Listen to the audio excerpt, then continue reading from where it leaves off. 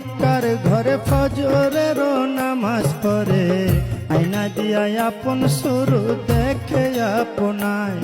ওরে আয়নাতে রূপ দেখে আলী অমনি উঠিলেন বলি, আমার মতো এমন সুন্দর নাই আর দুনিয়ায়। ওরে আয়নাতে রূপ দেখে আলী অমনি উঠিলেন বলি, আমার মতো এমন সুন্দর নাই আর দুনিয়ায়। তখন দুই ইমাম দাঁড়ায়া ছিল, দুই ইমাম দাঁড়ায়া ছিল, আলীর ডাইনে বাইরে সাধের দুনিয়ায়। যার যেখানে মরণ লেখা যায়, তবে যার যেখানে মরণ লেখা যায় রে সাধের দুনিয়ায়, যার যেখানে মরণ লেখা যায়।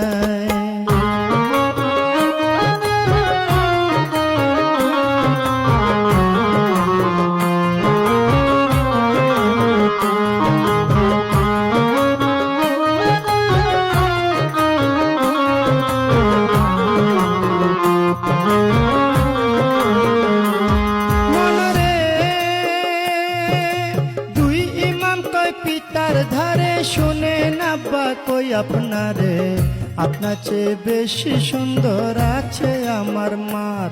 মায়ের বাটুনি এক সুরত আছে, যে দেখছে সে পাগল হইছে। বিনায়া বিনায়া বলছে ইমাম দুইজনায়।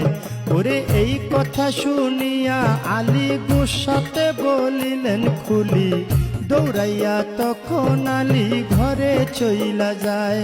ওরে গিয়া বলছে জোহরা রে, শোনো জোহরা কই তোমারে। বিনায়া বিনায়া বলছে আলী মরতু যায়। জোহরা তুমি আমার ঘরের স্ত্রী, সকল সুর দেখতে পারি, তবে কেন প্রাণের শরীর দেখাও নাই আমায়। তোমার বাটুনি এক সুরত আছে, দেখাও নাই কেন আমার কাছে। এই কথা বলিলেন যখন আলী মরতু যায়। ওরে এই কথা শুনে ফাতেমায় মনের মধ্যে ব্যথা পায়। করিয়া জানাইলেন মাওলারি দরগায়, মাওলা গো আমার বাটুনি সুরতের কথা যে কইয়া লাগাইছে ব্যথা। জহরে কহরে মরণ হয়েছেন দুইজনার। এই অভিশাপ যখন দিল মাওলাজি হুকুম করিল, ফেরেশতারা লেখা নিল আরশ মহল্লায়। মায়ে বাতিনি রূপ বাহির করে কায়াঙ্গুলে মিশ্রণ করে, সেই রূপ ধরল গিয়া আলীর সামনায়। ওরে কায়াঙ্গুলের রূপ দেখিয়া আলী গেল বেহুশ হইয়া, তেল পানি দিয়া ফাতেমায় হুশ ফিরায়।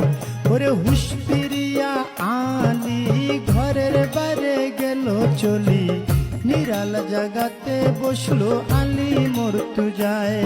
এবার নিরালা জাগাতে গিয়া দুই ইমামকে ডাকাইয়া